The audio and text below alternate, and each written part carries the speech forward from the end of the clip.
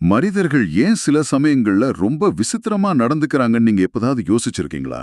ம், தெரிஞ்சே தப்பு செய்றோம். தேவையில்லாத விஷயங்கள் மேல ஆசைப்படுறோம். சில சமயம் நமக்கு நாமே எதிரியா கூட மாறிடுறோம். ஏன் இப்படி? இதுதான் மனித இயல்போட மையமான கேள்வி. நாம இன்னைக்கு இத சும்மா தத்துவமா பேச போறதில்ல. ராபர்ட் கிரீனோட மனித இயல்பின் விதிகள புத்தகத்திலிருந்து ஆமா. சில முக்கியமான கதைகளை எடுத்து அலச போறோம். Coco Chanel, Anton Chekhov, Martin Luther King junior, அப்புறம் ராணி முதலாம் எலிசபெத். ஓகே. இவங்க வாழ்க்கைய வச்சு நம்மளோட பலவீனங்களை எப்படி ஒரு பலமா மாத்துறதுன்னு பார்க்க போறோம். அருமை. அதாவது இந்த வரலாற்று ஆளுமைகளோட கதைகள் மூலமா உங்களோட வாழ்க்கையில் இருக்கிற தடைகளை தாண்டி உங்களை நீங்களே ஒரு சிறந்த தலைவரா மாத்திக்க தேவையான கருவிகளை தெரிஞ்சுக்கிறது தான் இந்த உரையாடலோட நோக்கம். சரிதான். அப்போ முதல் ஆளுமையோட ஆரம்பிக்கலாமா? Coco Chanel. அவங்க கதையிலிருந்து நம்ம கத்துக்க வேண்டியது பேராசை விதி. ம், கோகோ சேனல்னு சொன்னாலே ஃபேஷன், ஸ்டைல், ஆடம்பரம் தான் ஞாபகத்துக்கு வரும். ஆனா அவங்களோட ஆரம்பகால வாழ்க்கை ரொம்பவே இருண்டது.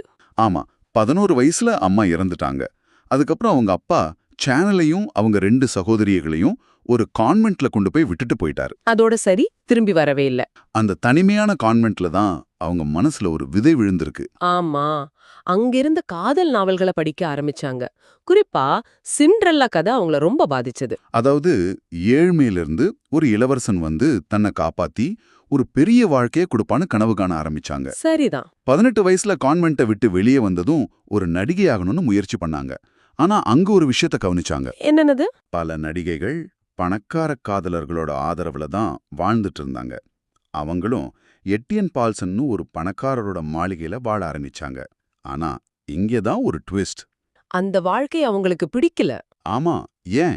மிக முக்கியமான கேள்வி. மத்த பெண்கள் மாதிரி ஒரு ஆணோட நிழல்ல வாழ்றது அவங்களுக்கு பிடிக்கல. அந்த மாளிகையில இருந்த மத்த கவர்ச்சியான பெண்களுக்கு மத்தியில அவங்க தன்னை ஒரு பையன் மாதிரி உணர்ந்தாங்க. ஓ, அவங்களுக்குள்ள ஒரு அமைதியின்மை, ஒரு தேடல் இருந்துட்டே இருந்துச்சு. இதுதான் அந்த திருப்புமுனைக்கு வழிவகுத்தது.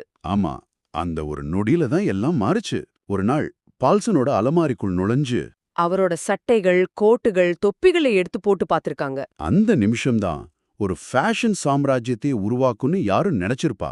சரிதான்.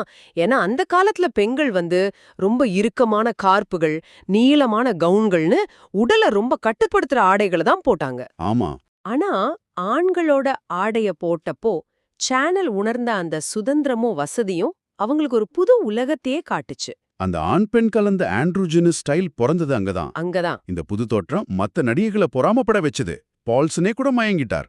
அப்பதான் சேனலுக்கு ஒரு விஷயம் புரிஞ்சுது. சமூகத்துல ஆண்களுக்கு இருக்கிற அதே சுதந்திரமும் சக்தியும் தனக்கும் வேணும். அது ஃபேஷன் மூலமா கிடைச்சாலும் சரி. ம், இங்க நாம சேனலோட உளவியல் தந்திரத்தை புரிஞ்சுக்கணும். அவங்க செஞ்சது வெறும் புதுமையான உடை வடிவமைப்பு மட்டுமல்ல, பின்ன மனித இயல்போட ஒரு முக்கியமான விதியை பயன்படுத்தினாங்க.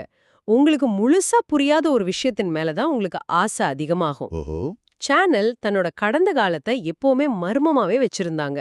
ஒவ்வொருத்தர்கிட்டயும் ஒவ்வொரு கதை சொல்லுவாங்க. ஆமா, அவங்களோட சேனல் நம்பர் 5 வாசனை திரவியம் கூட அப்படிதான். கரெக்ட். மத்த பெர்ஃப்யூம்லாம் பூக்களோட பேர்ல இருந்தப்போ இவங்க ஒரு நம்பரை பேரா வச்சாங்க. அது எதிலிருந்து தயாரிக்கப்பட்டதுன்னு சொல்லவே இல்ல. அந்த மர்மம் தான் மக்களை ஈர்த்தது. சரியா சொன்னீங்க. இது வெறும் கோட்பாடு இல்ல. இன்னைக்கும் நாம பாக்குறோம். மர்மமா இருக்கிற பிராண்டுகள், ரகசியமான தயாரிப்பு முறைகள்னு சொல்ற நிறுவனங்கள் மேல மக்களுக்கு ஒரு தனி ஈர்ப்பு இருக்கு. கண்டிப்பா. சேனல் அதோட நின்னுடல. குட்டையான முடி, சின்ன கருப்பு உடைன்னு சமூகத்தோட மரபுகளை உடைச்சாங்க. பெண்கள் மென்மையானவங்கங்கிற எண்ணத்தை உடைச்சு அவங்களுக்கு ஒரு கிளர்ச்சி மனப்பான்மையை கொடுத்தாங்க. ஆமா, சுருக்கமா சொன்னா சேனல் துணிகளை விக்கல, ஒரு புதுவிதமான சுதந்திரத்தையும் அடையாளத்தையும் வித்தாங்க. அதுதான் அவங்களோட வெற்றி ரகசியம். வாவ், சேனல் தனக்கு என்ன வேணும்னு புரிஞ்சுக்கிட்டு அதை அடைய உலகத்தையே மாத்துனாங்க. ஆனா எல்லாருமே அப்படி இல்லையே. இல்ல. சில சமயம் நமக்குள்ள இருக்கிற குழப்பமும் வலியும் நம்மளே அழிக்க ஆரம்பிச்சிரும். இதுதான் சுய நாச விதி. சரி. நாம அடுத்து பார்க்க போற ஆண்டன் செக்கோவோட கதையில இது ரொம்ப ஆழமா வெளிப்படும். ஆமா, செக்குவோட இளமை பருவம் கொடுமையிலும் கொடுமை. ஏழ்மையான குடும்பம். அப்பா ஒரு குடிகாரர், ரொம்ப வன்முறையானவர். அந்த கொடுமை தாங்காம செக்கோவோட அண்ணங்கள் மாஸ்கோக்கு ஓடிட்டாங்க. அதுக்கப்புறம் சீக்கிரமே கடன்காரங்க தொல்லை தாங்காம அப்பாவும் குடும்பத்தை நடுத்தெருவுல விட்டுட்டு ஓடிட்டார். ஒரு நிமிஷம், 16 வயசுல ஒரு பையன் தனிச்சு விடப்பட்டிருக்கான். பணம் இல்ல, குடும்பம் ஓடி போயிடுச்சு. ஹம் இந்த நிலைமையிலிருந்து மீண்டு வரதே பெரிய விஷயம். ஆனா அவர் தன்னை கொடுமைப்படுத்தின அப்பாவையே மன்னிக்கிறாருன்னு சொல்றீங்க. அது எப்படி சாத்தியம்? மிக முக்கியமான கேள்வி. அந்த மனநிலை எங்கிருந்து வந்தது? அந்த சூழ்நிலையில வேற யாரா இருந்தாலும் மனச உடைஞ்சு வாழ்க்கைய வெறுத்து சுயநாச பாதைக்கு போயிருப்பாங்க. செக்கோவும் கொஞ்ச காலம் அப்படிதான் இருந்தாரு. அப்புறம் ஆனா அப்புறம் ஒன்னு புரிஞ்சுக்கிட்டாரு. அந்த வெறுப்பையும் கோபத்தையும் அவர் மனசுல வச்சிருந்தா அது அவரை தான் அழிக்கும், அவரோட அப்பாவே இல்லைன்னு. சரி, அப்போ அவர் எப்படி அந்த மனநிலையிலிருந்து வெளியே வந்தாரு? அவர் ஒரு வேற கண்ணோட்டத்துல யோசிச்சார். ஒருவேளை தன் அப்பாவோட குணத்துக்கு காரணம் அவரோட மோசமான குழந்தை பருவமா இருக்கலாம். அவரும் இதே மாதிரி கொடுமைகளை அனுபவிச்சிருக்கலாம்னு யோசிச்சார். அப்படியா? இது பழி வாங்கறத விட புரிதலுக்கு வழிவகுத்தது. அந்த நொடியில அவர் தன் அப்பாவை மன்னிச்சார். நம்பவே முடியல. அந்த கசப்ப தூக்கி எறிஞ்சிட்டு வேலை மற்றும் அன்பு இத தன்னோட தாரக மந்திரமா மாத்திக்கிட்டார். இந்த மாற்றம் அவரோட வாழ்க்கையை எப்படி பாதிச்சது? அது அவரோட வாழ்க்கைய மட்டும் இல்ல, அவரோட மொத்த குடும்பத்தோட வாழ்க்கையும் மாத்துச்சு. எப்படின்னு சொல்லுங்களேன். சில வருஷம் கழிச்சு மருத்துவம் படிக்க மாஸ்கோ போனப்போ அவரோட குடும்பம் ஜன்னல் கூட இல்லாத ஒரு மோசமான அடித்தளத்துல வாழ்றத பார்த்தார். ஆட கடவுளே! அப்பா குடி, அண்ணங்களுக்கு குடிமை, தம்பி தங்கைகள் ஸ்கூலுக்கு போகல. அந்த சூழ்நிலைய அவர் எப்படி மாத்தினாருங்கிறது தான் ஆச்சரியம். அவர் யாரையும் திட்டல, குறை சொல்லல. அமைதியா அந்த வீட்டை சுத்தம் செய்ய ஆரம்பிச்சார், பாத்திரம் கழுவினார். இத பார்த்து அவங்க அண்ணங்களுக்கு வெக்கமா போச்சு. அவங்களும் உதவ ஆரம்பிச்சாங்க. அது மட்டும் இல்ல, தன்னோட படிப்பு உதவித்தொகைய வச்சு தம்பி தங்கைகளை திரும்ப ஸ்கூலுக்கும் அனுப்புனார். அப்பாவுக்கும் ஒரு வேலை வாங்கி கொடுத்தார். பாருங்க, ஒரே ஒருத்தரோட மனநிலை மாற்றம் ஒரு முழு குடும்பத்தையே இருட்டுல இருந்து வெளிச்சத்துக்கு கொண்டு வந்திருக்கு. ஆமா, இது செக்கோவோட கதை மட்டும் இல்ல, உங்க கதையும் தான். வேலையில பிரச்சனை, குடும்பத்துல சண்டைன்னு வரும்போது நாம சூழ்நிலைய குறை சொல்றோமா, இல்ல செக்கோவு மாதிரி நம்ம மனநிலைய மாத்திக்க முயற்சி பண்றோமா? தேர்வு நம்ம கையில தான் இருக்கு. கண்டிப்பா. செக்கோ தன்னோட உள்ளுலகத்தை மாத்தி அதன் மூலமா தன் குடும்பத்தை மாத்தினா, ஆனா அந்த சக்தியை வச்சு ஒரு முழு சமுதாயத்தையும் மாத்தணும்னா அதுக்கு வேற ஒரு விதமான சக்தி தேவை. அதுதான் உயர்ந்த நோக்கம். இது நம்மள மார்ட்டின் லூத்தர் கிங் ஜூனியரோட கதைக்கு கூட்டிட்டு போகுது. ஆமா, கிங்கோட ஆரம்பகால வாழ்க்கையில ஒரு குழப்பம் இருந்துச்சு. அவங்க அப்பா ஒரு பெரிய பாதிரியார், அதனால கிங்கும் பாதிரியார் ஆகணும்னு அவர் ஆசைப்பட்டார். கிங் இறையியல் படிச்சாலும் அவரோட தேடல் அதோட நிக்கல. கார்ல் மார்க்ஸ், காந்தியோட கொள்கைகள் அவரை ரொம்ப ஈர்த்தது. வடமாநிலங்கள்ல இனப்பாகுபாடு குறைவா இருந்தும் தெற்குல இருக்கிற தன்னோட மக்களுக்கு சேவை செய்யணும்னு அவர் மனசுக்குள்ள ஒரு ஆழமான உணர்வு இருந்துச்சு. ஆனா என்ன பண்றதுன்னு ஒரு தெளிவில்ல. அப்பாவோட அழுத்தம் ஒரு பக்கம், இந்த இலக்கற்ற நிலையில தான் அவர் இருந்தார். அப்போதான் அந்த திருப்புமுனை நடந்திருக்கு. ஆமா, ரோசா பார்க்ஸ் பேருந்து இடம் தர மறுத்த சம்பவம் மவுண்ட்கோமரி பேருந்து புறக்கணிப்பு போராட்டத்துக்கு வழிவகுத்தது. சரி, அந்த போராட்டத்தை வழிநடத்த கருப்பின சமூகம் டாக்டர் கிங்க கேட்டுக்கிட்டாங்க. இதுக்கு முன்னாடி என்ஐசிபியோட தலைவர் பதவியை மறுத்த கிங் இந்த முறை தயங்கல, ஏத்துக்கிட்டார். ஆமா, அந்த நிமிஷம்தான் அவரோட வாழ்க்கைக்கு ஒரு உயர்ந்த நோக்கம் கிடைச்சது. ஆனா அந்த பயணம் பூப்பாதே இல்லையே. யோசிச்சு பாருங்க, ராத்திரி நேரத்துல ஒரு ஃபோன் கால் வருது. இன்னும் 3 நாள்ல ஊரை விட்டு போலன்னா உன்னையும் உன் வீட்டையும் குண்டு வச்சு தகர்க்க போறோன்னு ஒரு குரல் சொல்லுது. வீட்ல மனைவியும் ஒரு கை குழந்தையும் இருக்காங்க. அந்த ஒரு நிமிஷம் டாக்டர் கிங் என்ன உணர்ந்திருப்பார்? அவரே சொல்லியிருக்காரு, அந்த நிமிஷத்துல அவரோட தைரியம் எல்லாம் போயிருச்சுன்னு. ரொம்ப பயந்துட்டாரு. ஆமா, அன்னைக்கு ராத்திரி சமையலறைக்கு போய் கடவுள்கிட்ட பிரார்த்தனை பண்ணார். கடவுளே, நான் ரொம்ப பலவீனமா உணர்றேன், என் தைரியத்தை இழந்துட்டேன், என்ன பண்றதுன்னே தெரியலன்னு சொல்லி அழுதுருக்கார். அந்த ஆழ்ந்த தியானத்துல தான் அந்த அற்புதம் நடந்திருக்கு. மார்ட்டின் லூதர் கிங் சரியானவற்றுக்காக எழுந்து நில், உண்மைக்காகவும் நீதிக்காகவும் போராடுன்னு ஒரு உள்குரல் கேட்ட மாதிரி உணர்ந்திருக்கார். அந்த நொடியில அவரோட பயமெல்லாம் காணாம போச்சு. ஆச்சரியமா இருக்கு. சில நாள் கழிச்சு நிஜமாவே அவங்க வீட்ல குண்டு வெடிச்சது. அதிர்ஷ்டவசமா அவங்க மனைவியும் குழந்தையும் தப்பிச்சிட்டாங்க. ஓ, கோபமான கருப்பின மக்கள் அவங்க வீட்டு முன்னாடி கூடி பதிலுக்கு தாக்க தயாரானாங்க. ஆனா கிங் அவங்கள தடுத்து, நாம் நம் எதிரிகளை வெறுக்கக்கூடாது, அவர்களை நேசிக்க வேண்டும்னு சொன்னார். இதிலிருந்து நம்ம என்ன கத்துக்கணும்னா, ஒரு உயர்ந்த நோக்கம் பயத்தையும் தயக்கத்தையும் ஜெயிக்கிற சக்தியை கொடுக்கும். உங்களோட நோக்கம் வெறும் வேலை இல்ல, அது கோடிக்கணக்கான மக்களோட வாழ்க்கைய மாத்திர ஒரு மாபெரும் பணி. அந்த பணிக்கு முன்னாடி அவரோட தனிப்பட்ட பயம் ரொம்ப சின்னதா தெரிஞ்சது. ஆக கிங்கோட தலைமை பண்பு அந்த ஆழமான அசிக்க முடியாத நோக்கத்திலிருந்து வந்தது. ஆமா, ஆனா தலைமை பண்புங்கிறது எப்பவுமே பெரிய போராட்டங்கள், மேடை பேச்சுக்கள் சம்பந்தப்பட்டது மட்டும் இல்லையா? கண்டிப்பா இல்ல. சில சமயம் குழப்பமான சூழ்நிலைகளை அமைதியா, உறுதியா கையாடுறது தான் உண்மையான தலைமை. இது நம்மள ராணி முதலாம் எலிசபெத்தோட கதைக்கு கூட்டிட்டு போகுது. அதாவது நிலையற்ற தன்மையின் விதி. ஆமாம், எலிசபெத் 25 வயசுல இங்கிலாந்தோட ராணியானப்போ நாடு படுமோசமான நிலைமையில இருந்துச்சு.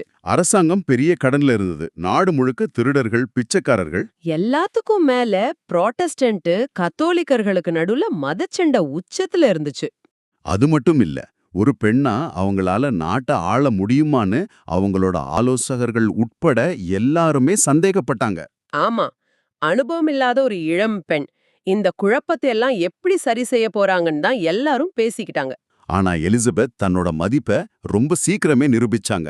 அவங்களோட முடிசூட்டு ஊர்வலம் ஒரு சிறந்த உதாரணம். மத்த அரச குடும்பத்தினர் மாதிரி இல்லாம மக்கள் கிட்ட ரொம்ப எளிமையா அன்பா பழகுனாங்க. ஆமா, அந்த ரோஸ்மேரி செடி கதை. சரிதான், ஒரு வயசான பாட்டி கொடுத்த ரோஸ்மேரி செடிய ஊர்வலம் முடியற வரைக்கும் கையிலேயே வச்சிருந்தாங்க. இது சின்ன விஷயமா தெரியலாம், ஆனா அது மக்களின் மனதை வென்றது. சரி, மக்களை கவர்ந்துட்டாங்க. ஆனா அரண்மனைக்குள்ள இருந்த அரசியலை எப்படி சமாளிச்சாங்க? அவங்களோட ஆலோசகர்களே அவங்கள கட்டுப்படுத்த நினைச்சாங்களே. இதுதான் அவரோட புத்திசாலித்தனத்துக்கு சாட்சி. அவரோட தலைமை ஆலோசகர் வில்லியம் சசில் ஒரு பெண் தனியா முடிவெடுக்க கூடாது, ராணிக்கு சீக்கிரம் கல்யாணம் பண்ணி வைக்கணும்னு நினைச்சார். ஆனா எலிசபெத் அரசு விஷயங்கள்ல முழுமையா தன்னை ஈடுபடுத்திக்கிட்டாங்க. ராத்திரி ரொம்ப நேரம் வரைக்கும் வேலை செஞ்சாங்க. இத பார்த்து செசிலுக்கே ஆச்சரியம். அப்போ அந்த திருமண அழுத்தத்தை எப்படி சமாளிச்சாங்க? ஒரு அற்புதமான அரசியல் தந்திரத்தை கையாண்டாங்க. பாராளுமன்றம் கல்யாணம் பண்ணிக்க சொல்லி அழுத்தம் கொடுக்கும் போதெல்லாம் வெளிநாட்டு தலைவர்களை கல்யாணம் செஞ்சுக்கிற மாதிரி ஒரு நாடகத்தை ஆரம்பிப்பாங்க. நாடகமா? இது வெறும் நாடகம் இல்ல, நிஜமாவே தூதர்களை அனுப்பி திருமண பரிசுகளை பரிமாறி பேச்சுவார்த்தை நடத்துவாங்க. உதாரணத்துக்கு, ஸ்பெயின் ஏதாவது பிரச்சனை பண்ணுச்சுன்னா பிரான்ஸ் நாட்டு இளவரசரை கல்யாணம் பண்ணிக்க போறதா ஆர்வமா பேசுவாங்க. ஓஹோ, ஆங்கில பிரெஞ்சு கூட்டணிய நினைச்சு ஸ்பெயின் பின்வாங்கும். அதே மாதிரி பிரான்ஸ் தொல்லை கொடுத்தா ஆஸ்திரியாவின் இளவரசரை பேர சொல்லுவாங்க. இலக்கு அரைஞ்சதும் மத வேறுபாடு ஒரு தடையா இருக்குன்னு சொல்லி கடைசி நிமிஷத்துல நழுவிடுவாங்க. பல வருஷமா இந்த தந்திரத்தை பயன்படுத்தி திருமணத்தை தவிர்த்து இங்கிலாண்ட தனியா ஆட்சி செஞ்சாங்க. அப்பாப்பா. இதுல இருக்கிற தலைமைத்துவ பாடம் ரொம்ப முக்கியமானது. பல தலைவர்கள் அதிகாரம் கையில இருக்குங்கிறதுக்காக தன்னிச்சையா செயல்படுவாங்க. ஆ, ஆனா எலிசபெத் தன்னோட பொறுப்பை ரொம்ப தீவிரமா எடுத்துக்கிட்டாங்க. பயத்தாலேயோ தந்திரத்தாலேயோ மக்களை ஆளல, தன்னோட உழைப்பாலையும் கொடுத்த வாக்க காப்பாத்துனதாலையும் மரியாதையா சம்பாதிச்சாங்க. சொன்னதை செஞ்சாங்க. ஒரு தலைவர் எப்படி இருக்கணும், எப்படி நிலையா நிக்கணுங்கிறதுக்கு இதை விட ஒரு நல்ல உதாரணமே சொல்ல முடியாது. நிச்சயமா. ரொம்ப ஆழமான ஒரு அலசல். இன்னைக்கு நாம பார்த்த 4 பாடங்களையும் ஒரு முறை சுருக்கமா பார்க்கலாம். கோகோ சேனல் மூலமா மர்மத்தையும் கிளர்ச்சியும் எப்படி ஒரு சக்தியா மாத்துறதுன்னு பார்த்தோம். ஆண்டோன் செக்கோவ் நம்ம சூழ்நிலைகளை விட நம்ம மனநிலை தான் முக்கியம்னு கத்துக் கொடுத்தார். மார்ட்டின் லூதர் கிங் ஒரு உயர்ந்த நோக்கத்தோட வலிமைய நமக்கு உணர்த்தினார். ராணி எலிசபெத் எப்படி முன்மாதிரியா இருந்து தலைமை தாங்கிறதுன்னு காட்டினாங்க. இந்த கதைகள் எல்லாம் நமக்கு என்ன சொல்லுதுன்னா, மனிதர்களுக்கு பலவீனங்கள் இருக்கிறது இயல்புதான். ஆனா அதை தாண்டி நமக்கு சுதந்திரமான விருப்பம், அதாவது ஃப்ரீ வில்னு ஒன்னு இருக்கு. ஒரு மகிழ்ச்சியான அர்த்தமுள்ள வாழ்க்கைய வாழறதுக்கான தேர்வு நம்ம கையில தான் இருக்கு. சரியா சொன்னீங்க. இந்த நபர்களோட கதைகள் வெறும் வரலாறு இல்ல, அவை மனித இயல்போட பலவீனங்களை ஜெயிச்சு ஒரு வலிமையான குணமுள்ள நபரா மாறுறதுக்கான வரைபடங்கள். அப்படியானால் நீங்க சிந்திக்க வேண்டிய இறுதி கேள்வி இதுதான். இந்த வரலாற்று நபர்கள் எல்லாரும் தங்களோட வெளி உலகத்தை ஜெயிக்கிறதுக்கு முன்னாடி தங்களோட உள் உலகத்தை தான் முதல்ல ஆளுமைப்படுத்தினாங்க. இப்போ நீங்க யோசிக்க வேண்டியது இதுதான். இன்னைக்கு நாம பேசின இந்த மனித இயல்பின் விதிகளில் எது இப்போ உங்க சொந்த வாழ்க்கையில ரொம்ப தீவிரமா செயல்படுது? அந்த விதியால் ஆளப்படுவதற்கு பதிலா அதை ஆளுமைப்படுத்த நீங்க எடுக்கக்கூடிய முதல் சின்ன படி என்ன?